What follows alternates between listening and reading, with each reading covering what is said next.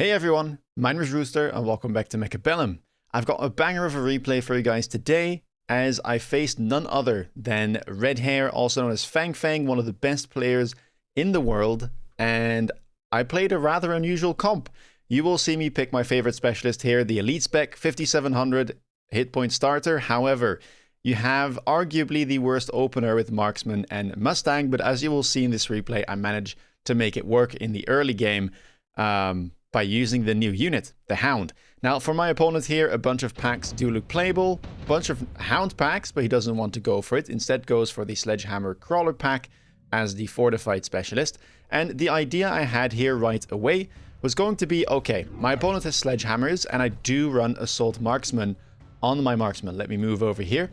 And Assault Marksman is really nice in the early game because it gives so much stats to those units, right? It's great frontline. You get the splash, so you're better against these mid-sized units as well.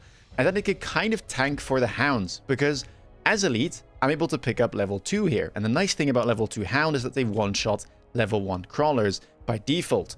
And while that's nice, I need to make sure that I can kind of protect them here. And so what you'll see me do is set up from round 1, and I know I'm kind of showing my hand here. It'll be very obvious to my opponent once he clicks my Marksman and sees my positioning that Assault Marksman is coming, but it's a lot of stats. It's not easy to deal with, and I think that this could give me a nice advantage in the early game. So we have Marksman in front, positioned for the Assault Marksman tech that we're going to click as fast as possible, Hounds behind that, and then the Mustangs all the way behind because they are the fastest unit out of these three. And this gives a really nice coverage for basically anything that can show up in the early game. I've got Assault Marksman planned for DPS frontline, I've got Hounds for chaff clear, I've got Mustangs for additional chaff clear, and that little bit of anti-air, and I'm pretty much set. Now, right side here will go down, but it looks like we are winning the front line. These Hounds, kind of hard to kill from my opponent by the looks of it, and it looks like we might even take that first round without even losing too many Marksmen, even though they were really far up front this first round. And so that is a solid first win, and if I can win as many rounds as possible early here, I'm in a great spot, right? I've got Elite Spec, it got much stronger now that the unlocks for all of the starters are free, now that you can unlock or like use the Elite Recruit button to recruit level 3 units, and I have 5,700 hit points. So if I get through these first rounds unscathed, I can keep this going for a long time. So round 2 here, I decided to skip. There was a laser sight available, but skipping here allows me to go for the play that I had in mind, which is buy the assault mode for 150, and then I have 300 left to buy 2 more 100 cost units, or 150 cost units in this case, with a level 2 Marksman and a level 2 Hound. And the idea being that I get to face these sledges here head on. Now, opponent buys more arc lights, and what I had in mind, or what I was expecting him to go for here, was something like electromagnetic shot, because that would turn off the stats on my Marksman, and they would be relatively squishy, and, well, when they're this close to the line, you'd expect them to die pretty fast.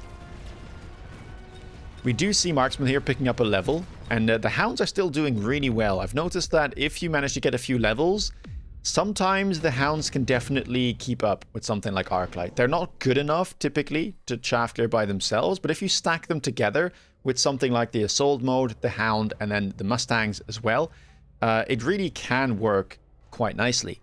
Now, round number 3, I wasn't too happy about this drop, I would have to say, because Fortress shows up, and that's what I expected my opponent to pick. Phantom Ray here shouldn't be too effective against my board. I've got the Assault mode Marksman.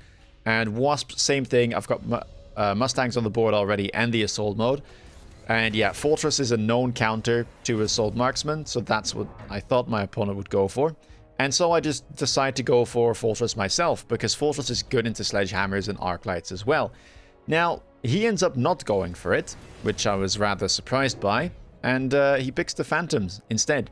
Not sure what this was about. Maybe he just wanted to get some anti-air himself. Maybe he was scared of me going Phantom or Wasp, but yeah, a bit of a misread here from myself, maybe from my opponent as well. Goes for the double Phantoms. At least he will have some protection here for the flanks, so I guess that is a nice thing, and deployments are always good. And yeah, I just decide to line up this fortress with that level 2 Arclight, and my opponent goes Charge Shot. This is a tech that I've seen pop up a lot in my own games, where I play it, or where my opponent plays it, in games I've spectated at high MMR. It's a rage currently. Honestly, like, it's the thing I've seen being played most, and it makes sense. It's good versus Hound, with the new addition of what you could perhaps call a mid-sized unit, right? It's a bit similar to something like a Steel Ball pack or a Sledge pack. And if you pair it with that, if you've got Sledgehammers and Hounds, suddenly Charge Shot Arclight becomes very, very tempting. And I think that's why we see it a bunch. Now, I was expecting EMP, but I guess Charge Shot is, you know, it's good versus Hound as well. And maybe it can get something done versus the Assault Mode Marksman too. So, yeah, we've got the Charge Shot Arclight. Doesn't quite pay off. I think the Fortress there did a good job of tanking, and the Phantoms are no problem whatsoever. Round 4, we get Super Supply Enhancement. Kind of a must pick there, and I'm at 5,700. I'm still full health. So, you know, for my opponent, it's a bit trickier to pick. He does go for it. But, you know, he has to be a bit careful here, right? Sub 3k on round 4. He can get tempoed out here. For me, if I lose the next 2 or 3 rounds, it doesn't really matter. I've got so many hit points, I should be completely fine. And so, yeah, that's a card you just want to pick up. It's the first time it can show up, and it will start paying off on round 7, which you should get to if you're above 3k hit points. Now, on this turn, I am adding some Fangs here to the board, also managing to get some levels. It's important for me here that I do keep these Mustang, because Mustangs are just fantastic units right now. I think they are probably one of the best units, even though they kind of suck early game. And I'm getting flanked here by a cheeky Phoenix, by the way. Sadly, I don't have a Mustang over there, so it looks like we will get debuffed, but maybe we can make something work. These Assault Mode Marksmen here are tanking really well. I mean, that's Charge Shot Arclight, but yeah, you don't want the smoke. You really don't. These guys are angry, and they've got their shotguns ready. But yeah, Mustang, really strong unit currently. In the mid to late game, it's kind of a must on most boards, and it has really good synergy with the Arclights, right? I just talked about Charge Shot Arclight, and the one downside about Charge Shot Arclight is that you give up some of that attack interval, and thus some of your chaff clear potential. You become better against mid-sized units, but you don't quite retain your ability to deal with things like crawlers and fangs, that kind of stuff. But Mustangs do. And so often you will see Arclight boards kind of evolve into Arclight Mustang boards to help out your arcs with the chaff clear situation. Now, round number 5, we get really early drops here again. The first time it can show up for the second rotation. Overlord shows up there, and my opponent decides to pick that up. I wasn't quite expecting this, I have to admit. I thought my anti-air was quite good. I had Assault Marksman. Now, they're a bit worse for wear against carry Overlords. But I had Mustangs as well. And yeah, I had another Mustang here to defend against that Phoenix flank, but it gets sold. And my opponent goes for 2 more Overlords and instantly clicks Launcher Overload. Look at that setup. Overload, range, Photon Emission, and Mothership. So, proper carry.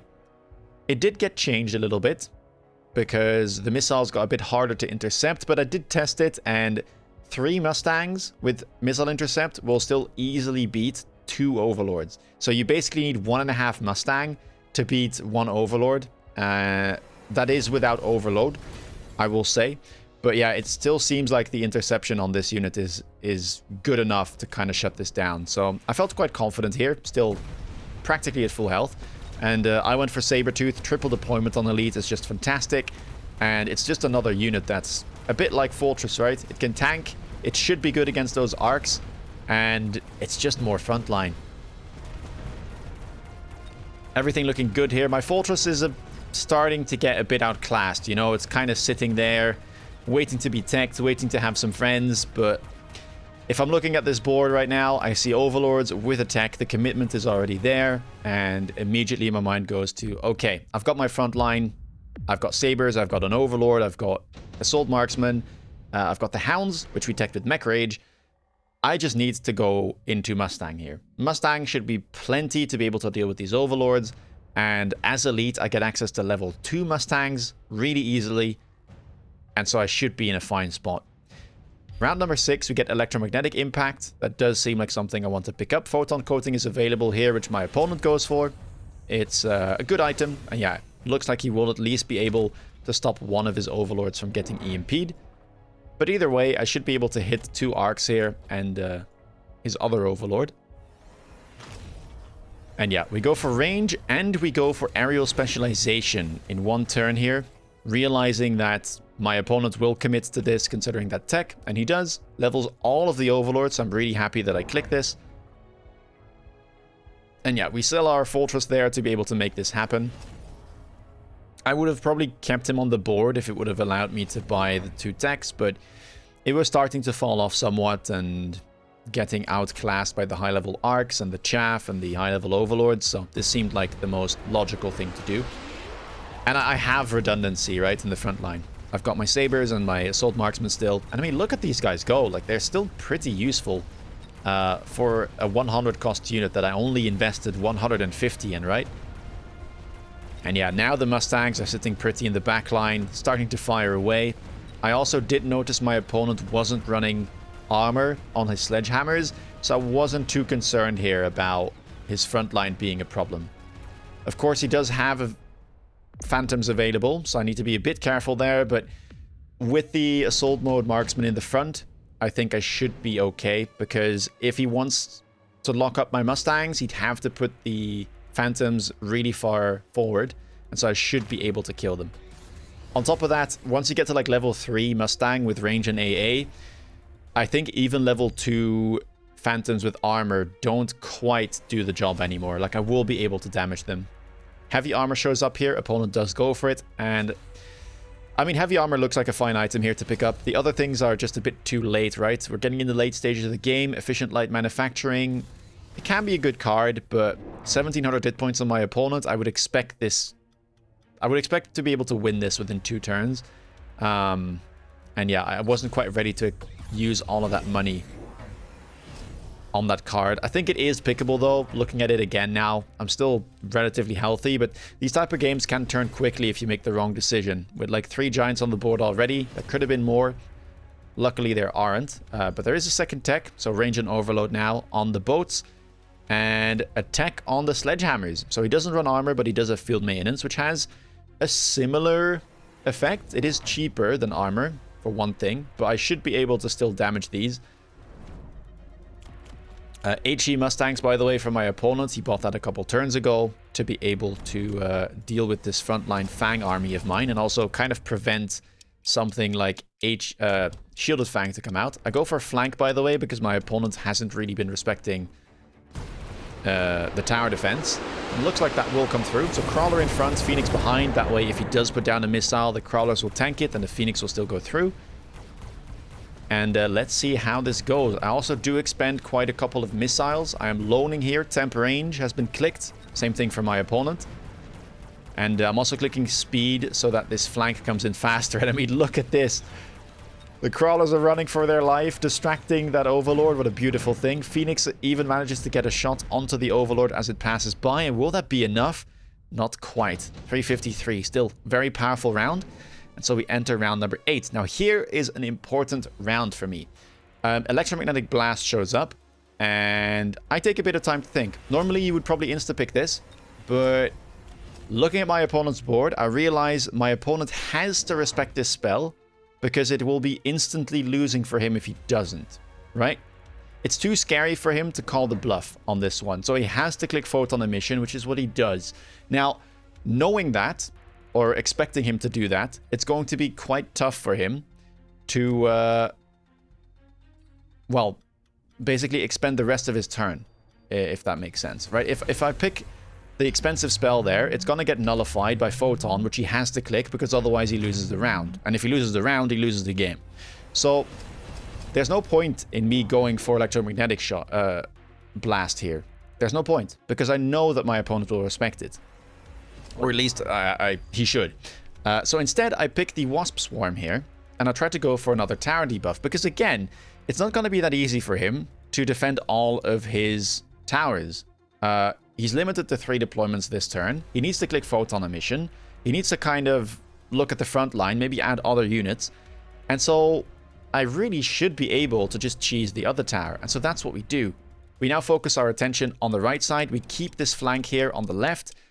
And we add another Crawler Phoenix combo with that Wasp spawn in front that should be able to tank multiple missiles. And even though there's Mustang there, they're only level 1 without range. And high explosive, honestly, take it off your Mustangs. It's not a good tech. You would expect it to be able to clear, but in reality, it tends to never deliver. And it just nerfs your Mustang. I prefer to run AP now. I've got a game with that as well, which I might upload maybe tomorrow. But yeah, I think if you want to play Mustang, just go AP. And Phoenix is here with the drive-by, even shooting at those Overlords as they're passing by. One of them goes for the tower, and the Mustangs in the back line are sitting pretty still. All are level 3. And that is how we close out a game in style. Very fun game. I was quite happy with this one. I mean, that's why I uploaded it. But yeah, fun one. A bit of a different vibe to the comp. Picking a pack that I think many people wouldn't consider. Marksman Mustang, right? Elite spec. Again, try this out. Try this out. If you don't like it, fair enough. But it's really good if you know what you're doing. And it got buffed as well on the patch because of those starting cost changes. Yeah, Marksman in front here, some Hounds behind.